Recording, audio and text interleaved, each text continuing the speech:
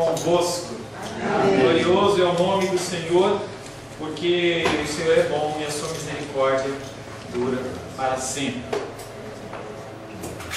Semana passada, estivemos meditando sobre o tema "Muitos seguem a Jesus apenas pelos sinais".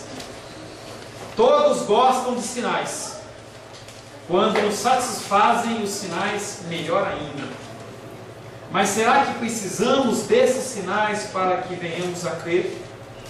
O versículo que ficou da semana passada foi João capítulo 6, verso 2, que diz: uma grande multidão o seguia, porque tinham visto os sinais que ele operava com os enfermos. Nesta e em outras passagens se identificam os seguidores de Jesus e os seus reais e verdadeiros discípulos. Somos chamados a crer através da fé, tendo os sinais como acessórios. Nós cremos em sinais, sim. Nós não somos como aqueles que dizem: não, os sinais eles já se findaram, já se acabaram. Não, os sinais eles existem.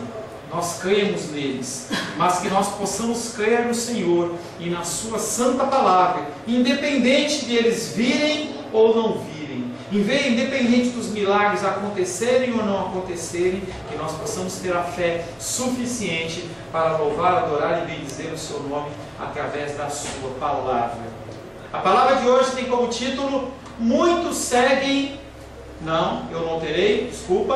como cristãos somos testados por Jesus.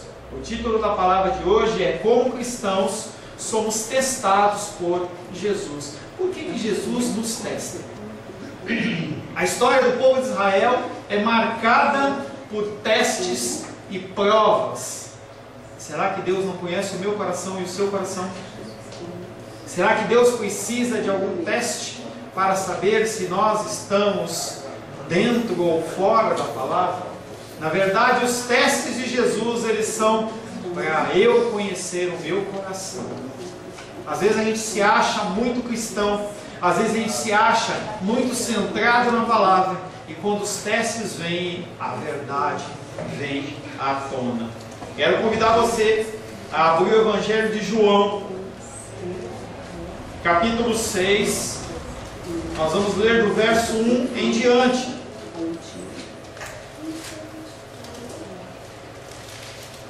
João, capítulo 6, nós vamos ler do verso 1 em diante.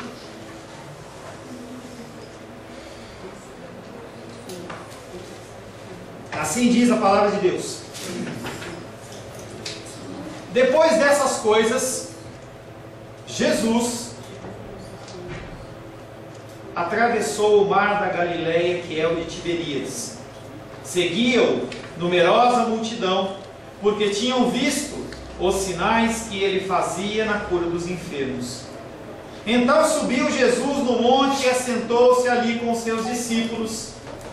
Ora, a Páscoa, festa dos judeus, estava próxima.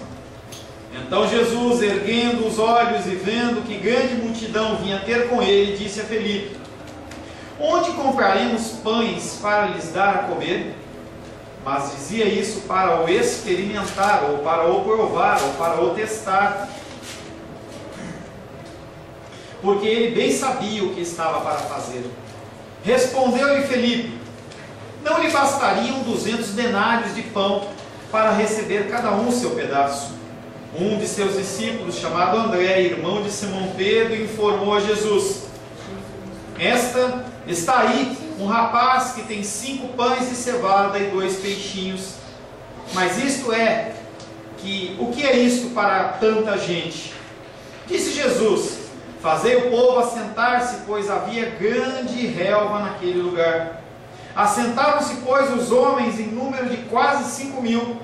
Então Jesus tomou os pães e, tendo dado graças, distribuiu-os entre eles, e também igualmente os peixes quanto queriam.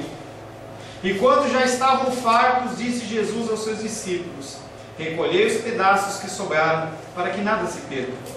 Assim, pois, o fizeram e encheram 12 cestos de pedaços de 5 pães de cevada, dos 5 pedaços dos 5 pães de cevada, que sobraram aos que haviam comido. Vendo, pois, os homens o sinal que Jesus fizera, disseram: este é verdadeiramente o profeta que devia vir ao mundo. Sabendo, pois, Jesus que estavam para vir com o intuito de arrebatá-lo para o proclamarem rei, retirou-se novamente sozinho para o monte. Palavra do Senhor, amém? Senhor, em nome de Jesus, queremos agradecer o Teu santo nome. Agradecer porque a Tua palavra é viva e eficaz. A Tua palavra, Pai querido, nos alimenta. A Tua palavra nos dá vida. Estamos nesta noite aqui, Pai, para receber um recado santo aos nossos corações. Queremos ser instruídos pela Tua palavra. Queremos ser instruídos nos Teus ensinamentos. Precisamos de direção. E nós precisamos apenas da Tua palavra. A Tua palavra ela é suficiente para que nós venhamos a ter os nossos caminhos direcionados. Nos dá o Espírito ensinável. Abre o nosso entendimento. Eu particularmente peço a minha vida, Pai, que eu possa ser um instrumento fidedigno, Pai querido, dos Teus ensinamentos e da Tua mensagem. Não permita, Pai querido, que eu venha a falar coisas provenientes do meu coração, mas eu venha, Pai querido, expor apenas a Tua palavra, em nome de Jesus. Amém. Glórias a Deus. O primeiro versículo que nós vamos estar meditando está em João capítulo 6, verso 4. Estava próxima a Páscoa, a festa dos judeus. Aparece uma vez mais a Páscoa. Ela era a festa de libertação do povo judeu e também a festa que representava a constituição daqueles judeus como povo. Nessa festa devia-se subir a Jerusalém, uma verdadeira romaria. Independente de onde as pessoas estivessem, elas tinham que se direcionar a Jerusalém. Porém, nesse caso, o povo optou por seguir a Jesus. Começa a aparecer sinais da libertação dessas pessoas que o seguiam, das pessoas que queriam se libertar desse jugo institucional. É algo que as pessoas falam muito. A igreja está muito bagunçada. A igreja está confusa. E eu sou obrigado a concordar. Uma confusão tem tomado a igreja de Cristo, em que as pessoas não sabem mais em que acreditar, no que seguir, mas se está ruim dentro, pior fora. Fora nós somos entregues aos nossos desejos, às nossas vontades, e é muito perigoso, porque as nossas vontades, elas tendem a fazer apenas o que nós queremos. Parece uma redundância, mas as nossas vontades, elas fazem exatamente o que nós queremos. A Páscoa judaica celebrava o êxodo do Egito, a saída daquele povo que ficou cativo centenas de anos sob o jugo e sob o domínio egípcio. O abate de um cordeiro na casa de cada família, que depois o comia, era parte dessa celebração. Se você se lembra, naquela última maravilha, aquele último milagre, a última ação poderosa de Deus ali no Egito, Ele mata todos os primogênitos, sejam de pessoas, sejam de animais. E a ordem é dada para o povo judeu: mata um cordeiro suficiente para alimentar a sua família, pega o sangue dele e passa no umbral das portas. Quando o anjo da morte, o anjo destruidor, fosse passar para recolher essas vidas e visse o sangue, ele passaria. Nesse evangelho, porém, Jesus é o cordeiro, ou seria o cordeiro que iria ser sacrificado. João capítulo 1, verso 29. No dia seguinte, viu João Batista, João, a Jesus, que vinha para ele e disse: eis o Cordeiro de Deus que tira o pecado do mundo. Esse cordeiro, que foi identificado como Jesus, seria aquele que seria o sacrifício. Embora essa seja a segunda de 3 Páscoas, Jesus Cristo, ele passa, os evangelhos dele, o ministério dele é composto de 3 Páscoas. Embora sejam 3 Páscoas mencionadas por João, o seu motivo para incluir essa Páscoa à parte, especialmente, ele é muito mais teológico do que cronológico, mostrando uma sequência lógica, em que a pessoa pudesse acompanhar. Já passou a primeira, já passou a segunda e agora vem a terceira. A primeira Páscoa a ser mencionada apresenta a forma como Jesus se mostra, se designa a si mesmo. Logo após as bodas de Caná da Galileia, ele se apresenta como o templo que haveria de ser destruído. Uma forma de apontar para a sua morte. Eis que destruirei esse templo e em 3 dias o reconstruirei.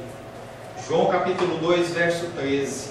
Estando próxima a Páscoa dos judeus, subiu Jesus para Jerusalém, e essa era a primeira Páscoa. Pulando para a terceira Páscoa é a época da morte de Jesus. Quando as pessoas elas se reuniram novamente, depois de 2 anos da primeira Páscoa, se reúnem novamente para celebrar o Êxodo. João capítulo 11, verso 55. Estava próxima a Páscoa dos judeus, e muitos daquela região subiram para Jerusalém antes da Páscoa para se purificar. Mas a Páscoa em questão, ao qual nós estamos tratando, é a segunda, ou é a intermediária, e ela ocorre por volta da alimentação dessas 5.000 pessoas que nós iniciamos a tratar.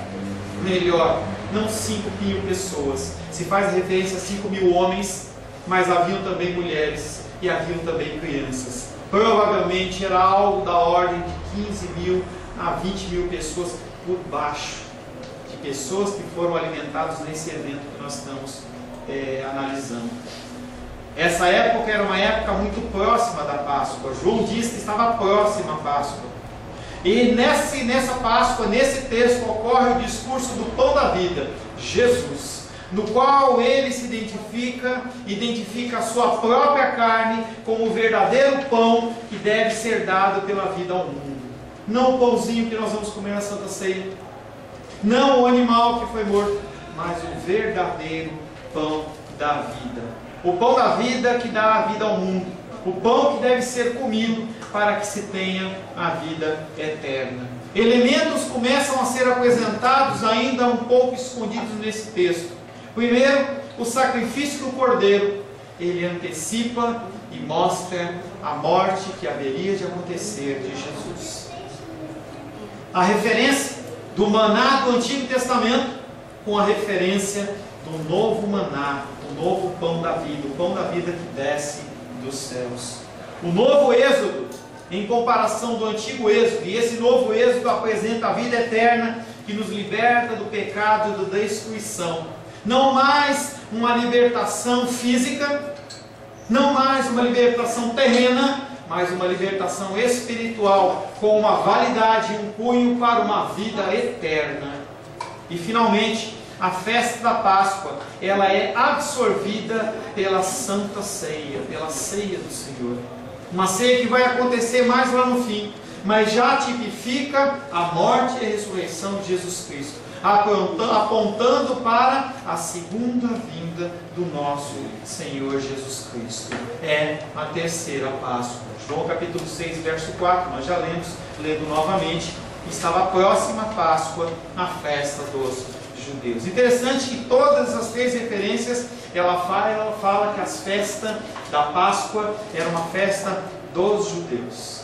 E quando fala dos judeus, ele não está falando do povo, está falando daquele povo que era muito bem de vida, aquelas pessoas que eram reconhecidas como sacerdotes, como escribas, pessoas que tinham algum tipo de importância, enquanto o povo, como o povo de Betesda, que nós analisamos até a semana retrasada em João capítulo 5, era um povo que era desprezado e largado. A festa da Páscoa era para os judeus a data mais importante a ser lembrada e comemorada. Eu não sei se a gente aqui no Brasil nós temos uma festa importante. Nosso Brasil, ele é meio que sem festas importantes. A gente pode falar do 7 de setembro, mas não é importante. A gente não tem esse zelo nacionalista. Quando a gente fala, por exemplo, do 4 de julho nos Estados Unidos, o país para. As pessoas, elas reconhecem um tempo de independência e eles param. Há paradas e as pessoas, elas fazem questão de participar. Os judeus também tinham esse zelo nacionalista exatamente em relação à festa da Páscoa, porque fazia referência ao tempo de sofrimento do Egito. A Páscoa era um chamado ao zelo intenso um zelo nacionalista. As pessoas elas tinham que ir para Jerusalém.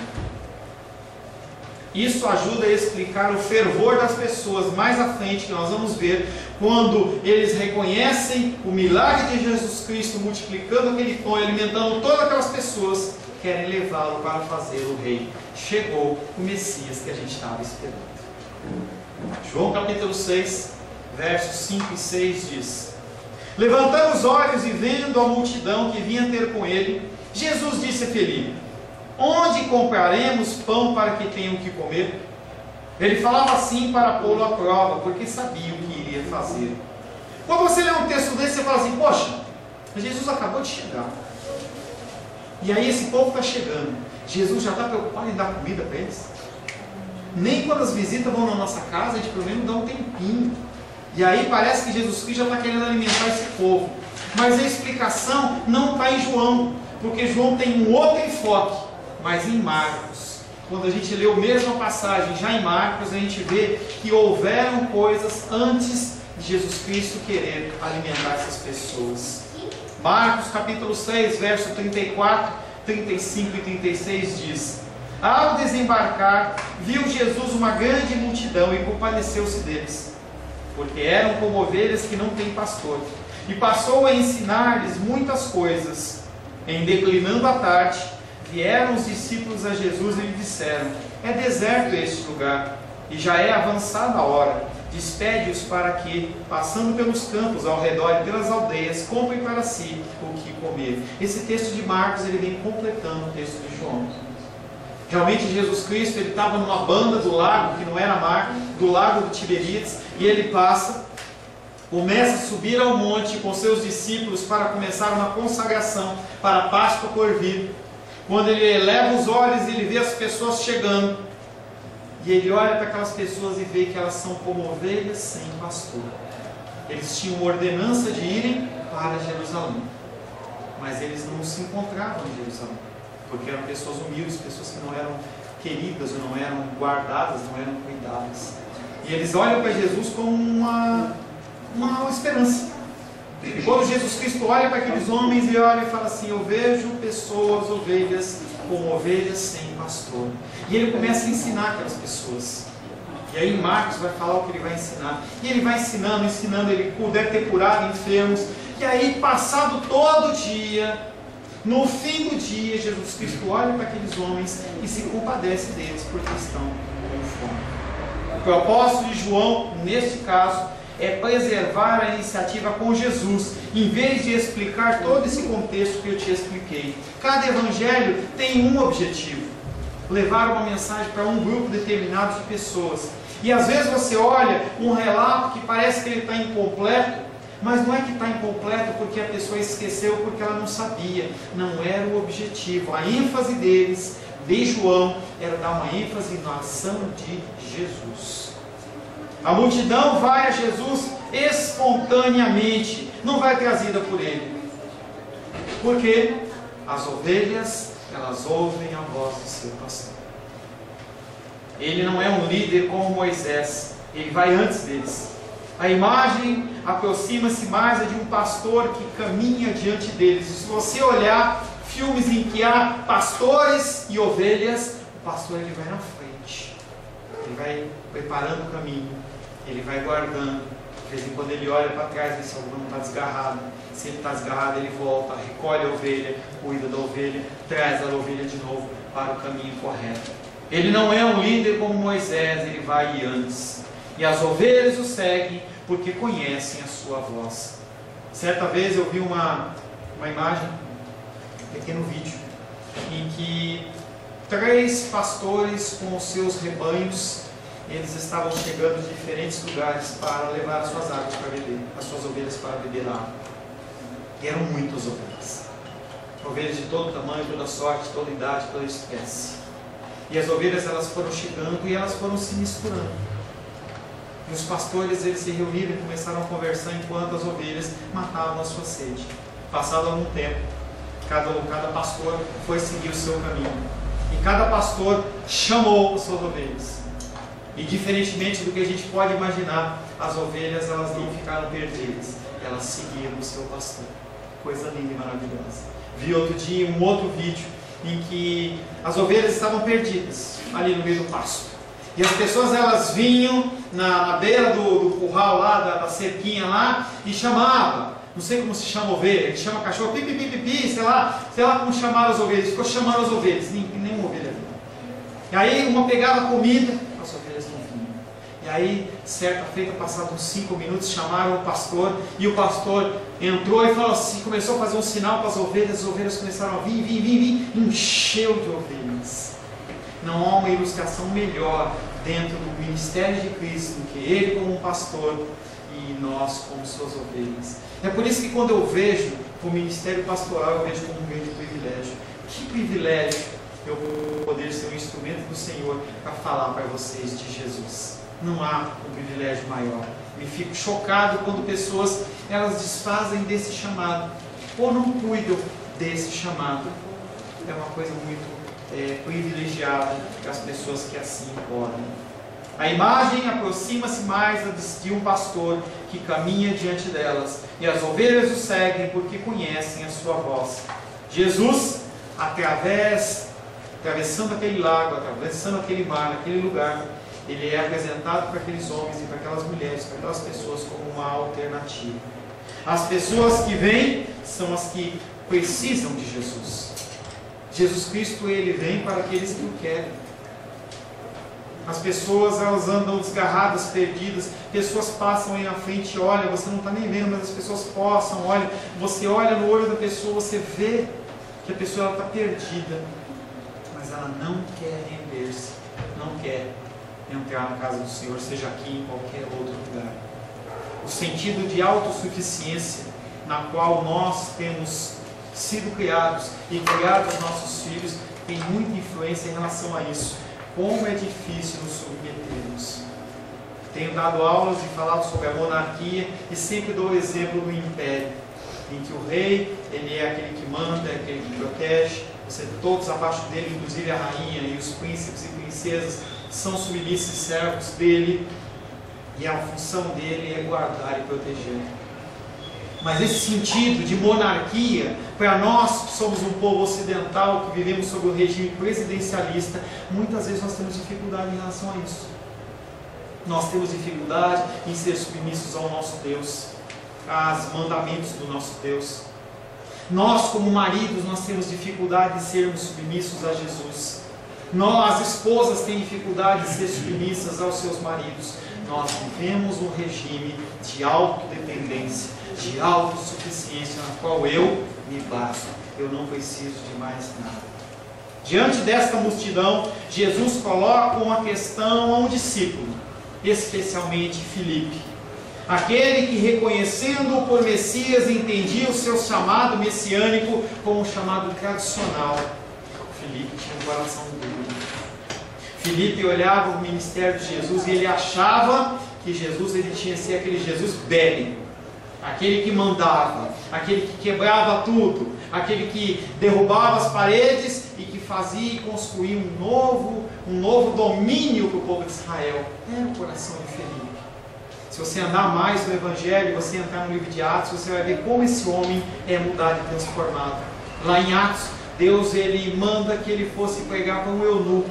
Ele sai de todo um centro de discussão do Evangelho para ir num lugar ermo, submisso ao seu Deus.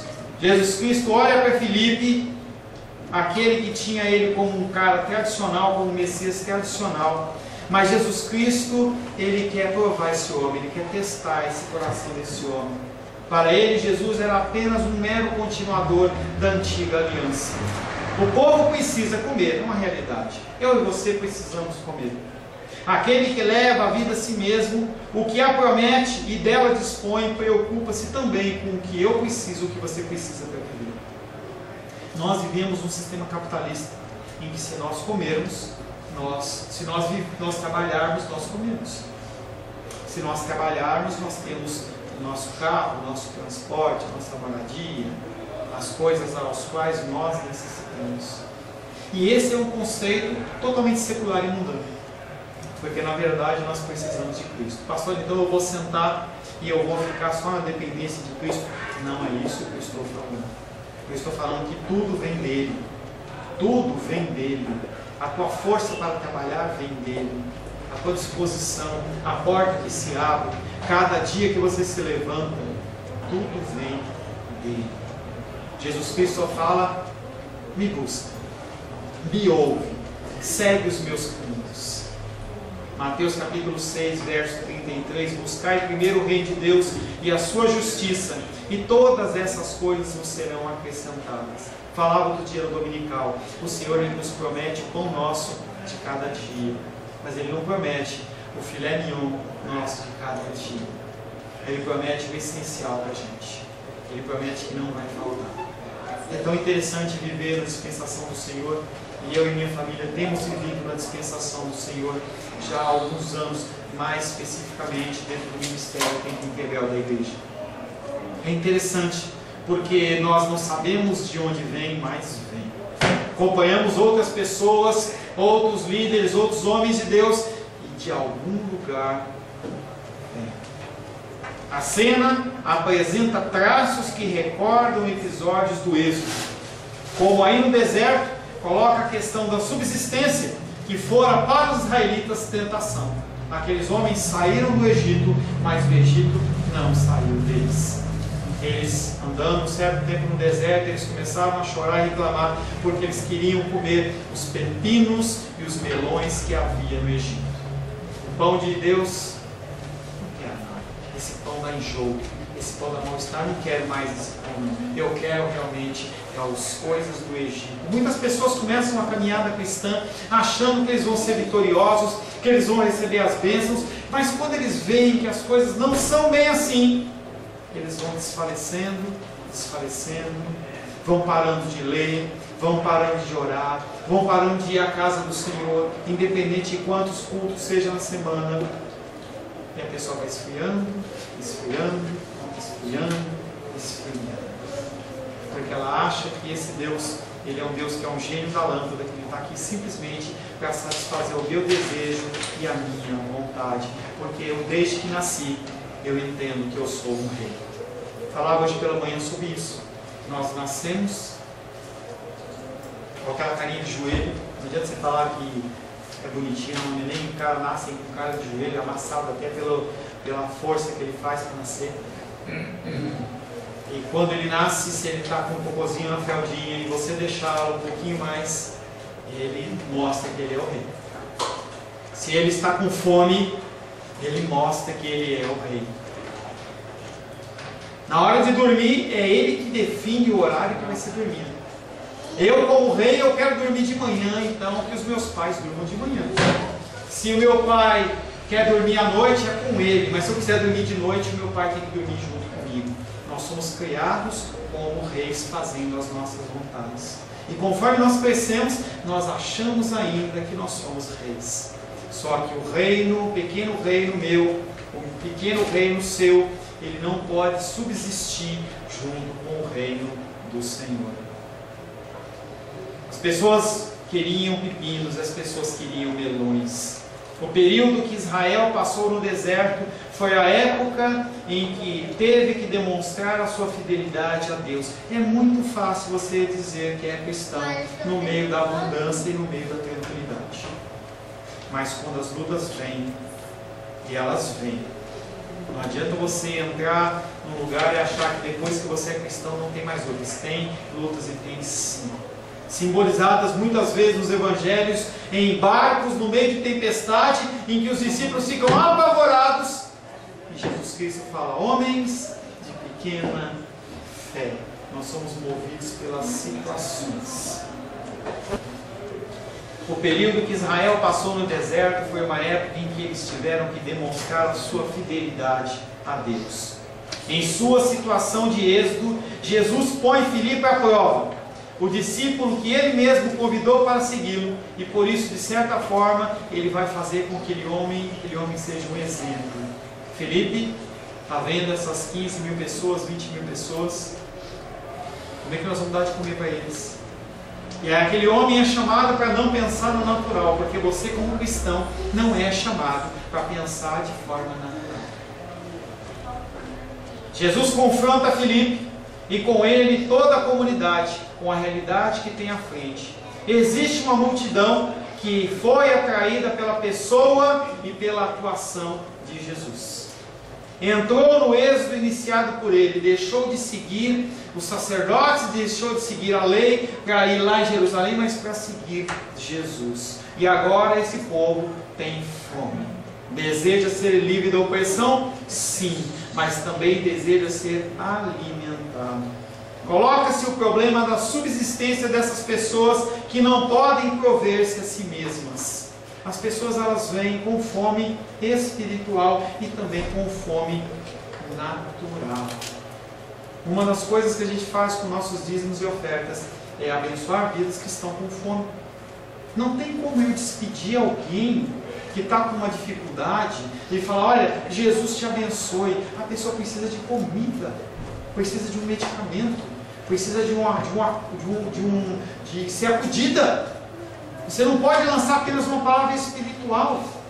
E era aquilo que os sacerdotes e os escribas e os fariseus faziam, apenas palavras vazias. O tema do dinheiro já apareceu no Evangelho. Onde compraremos pão para aqueles que têm fome? O culto ao dinheiro afasta Deus do templo, e essa foi a primeira denúncia feita por Jesus lá na primeira Páscoa. João capítulo 1, verso 49 diz: então exclamou: não é Cristo. João 2,16: e disse aos que vendiam as pombas: tirai daqui estas coisas, não façais da casa do meu pai casa de negócio. Jesus chega na casa do Senhor e vê comércio. Eu e Rosângela estávamos vindo para cá e nós passamos na frente de uma igreja que toda semana está lá: venda de tortas, venda de tortas, venda de tortas. E as pessoas vão lá comprar as tortas. Será que a palavra do Senhor, ela fala sobre esse tipo de coisa? Que o Senhor me repreenda quando vier o meu desejo de fazer eventos para angariar recursos. A obra de Deus, ela não precisa do fator humano nesse sentido. A lei é clara, a palavra de Deus é clara. A palavra de Deus diz que nós, como cristãos, nós como sacerdotes, nós como pessoas que administramos a casa do Senhor, vivemos única e exclusivamente por dízimos e ofertas. Se o dízimo não vem, é porque Deus não quis que viesse. E eu não estou dando uma palavra de conforto para você, não. Estou dizendo para você que, se o Senhor não permite, por algum motivo tem. E aí, nós temos que simplesmente confiar no Senhor. O culto ao dinheiro afastara Deus do templo. Essa foi a primeira denúncia que Jesus fez. O Deus da instituição religiosa é o tesouro, o qual a transformou em espaço de morte e mentira. Aquele templo que antes era lugar de adorar a Deus, passou a ser uma casa de comércio. Haverá o tempo em que os espaços televisivos serão utilizados para pregar a palavra de Deus e não para vender livros, não para dar testemunhos. Mas o dinheiro que é arrecadado nos dízimos e ofertas que pagam esses programas televisivos, eles sejam usados para a pregação do Evangelho. João capítulo 8, versos 19 e 20 diz: então lhe perguntaram: onde está o teu pai? Respondeu Jesus: não me conheceis a mim, nem ao meu pai. Se conhecesseis a mim, também conheceríeis o meu pai. Proferiu ele estas palavras no lugar do gasofilácio, é onde recolhiam as ofertas. Quando ensinava no templo, e ninguém o prendeu, porque não era chegada a sua hora. O Senhor Jesus, ele fala de dinheiro também. Mas ele não fala que o dinheiro ele tem que ser cultuado, que o culto, a arrecadação, ele tem que ser exercido, como tem muita igreja que tem 1, 2, 3, 4, 5 momentos de oferta. Querido, querida, se o dinheiro está fazendo falta para você, guarde para você. O Cláudio ora que Deus, ele é o Deus do ouro e da prata. Entenda que é apenas um privilégio que Deus ele te concede. Eu não quero, eu não posso, não dá. Você e Deus. Não é de se estranhar que a prova que Jesus submete os seus pretenda constatar a sua atitude nesse ponto. Será que Filipe converteu seu coração? Será que Filipe ele entendeu que não é mais o culto ao dinheiro, e sim o culto ao Deus Altíssimo? Filipe, como é que nós vamos comprar comida para todas essas pessoas? O dinheiro e o sistema econômico explorador que deixaram para trás são as causas da injustiça e da fome. Esperavam-se a justiça e a abundância para os tempos messiânicos. Não ia faltar absolutamente nada. Vem Messias, eu estou com fome. Vem Messias que eu quero ser vestido. Vem Messias, vem Messias. Esperava-se que com a vinda de Jesus isso aconteceria. Jesus, que já tinha sido reconhecido, quer ver como pensa Filipe, e ele continua, se ele continua ou não nos antigos esquemas. Messias, Messias, Messias, tu és o Deus de Israel. Mas será que é o Deus de Israel em todas as situações? Ou será que é só nas situações boas? Por que nós tendemos a adorar a Deus apenas quando as coisas estão boas? Quando você vê, tem o catolicismo, ele pega, por exemplo, uma pessoa, quando ela tem a imagem do São João, ele pede um marido, e se o marido não vem, aí vira a imagem de cabeça para baixo como punir Santo Antônio, obrigado. Vira a imagem de cabeça para baixo para punir. Será que você pode punir Deus? Será que ele vai ficar num canto tristinho e ele vai ficar ansiando e carecendo pela tua presença ou pela tua adoração? Você acha realmente que Deus é este Deus? No contexto de comprar, significa obter um bem imprescindível para a vida, no caso o alimento, em troca do dinheiro, um dinheiro que não é necessário para a vida. E aí se fala no sistema econômico em que alguém, o vendedor, tem esse bem em abundância, mas para que ele possa ceder esse bem, ele precisa de algo em troca, no caso, o dinheiro. No antigo sistema, a vida não está diretamente ao alcance do homem, mas ele é mediado por certos indivíduos que detêm o controle. Na antiga aliança, as pessoas precisavam de um intermediário. Quando você vai comprar um alimento, você precisa de um intermediário. Nesse sistema de Jesus, você não precisa de intermediário. O intermediário é Ele próprio. Não há mais um outro caminho.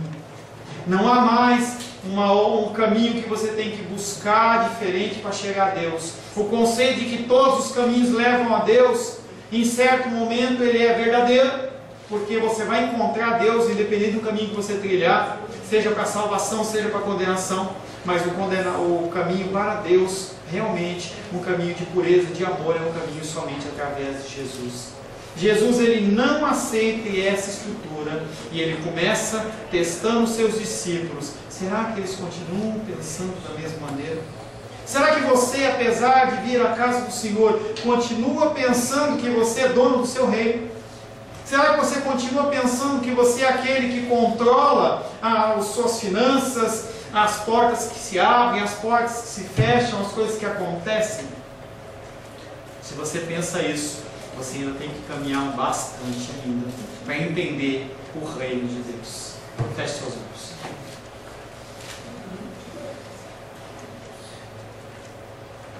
Senhor, todo dia nós somos como ovelhas mudas levadas ao matador. Somos testados, Pai, para ver como nós agimos ou como nós devíamos agir. E na grande maioria das vezes nós somos reprovados nesse teste. Mas cremos, Pai, que o Senhor, no Teu amor e na Tua misericórdia, o Senhor nos alcança.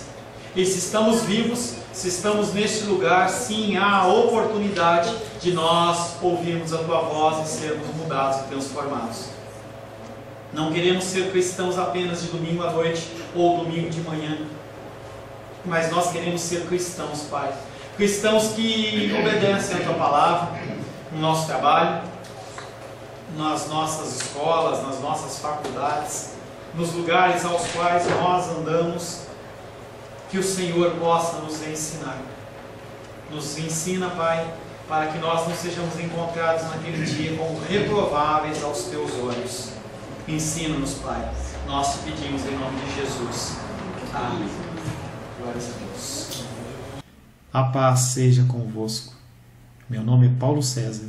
Eu sou pastor da Igreja Cristã Semente de Vida, aqui em Brasília, Distrito Federal. Me alegro que a palavra tenha te alcançado. A palavra faz isso. Ela alcança as pessoas aonde quer que elas estejam. E você foi agraciado com esta palavra. Não que eu tenha nada especial a te dizer. A palavra ela é suficiente e ela usa quem ela quer. E eu me alegro por ter sido um canal para poder te abençoar. Mas eu quero te dizer que não basta você ser um ouvinte. Não basta ser uma pessoa que se alegra quando você ouve a palavra de Deus. A vida ela é feita de decisões. Se você está ouvindo essa palavra hoje, eu creio que o Espírito Santo tem um propósito especial com você. Muito mais do que prosperidade, muito mais do que uma cura física, uma cura emocional ou espiritual, Ele quer te alcançar para a vida eterna. Nós investimos nosso tempo, nós investimos as nossas forças em coisas terrenas, mas o Senhor Ele tem muito mais a oferecer.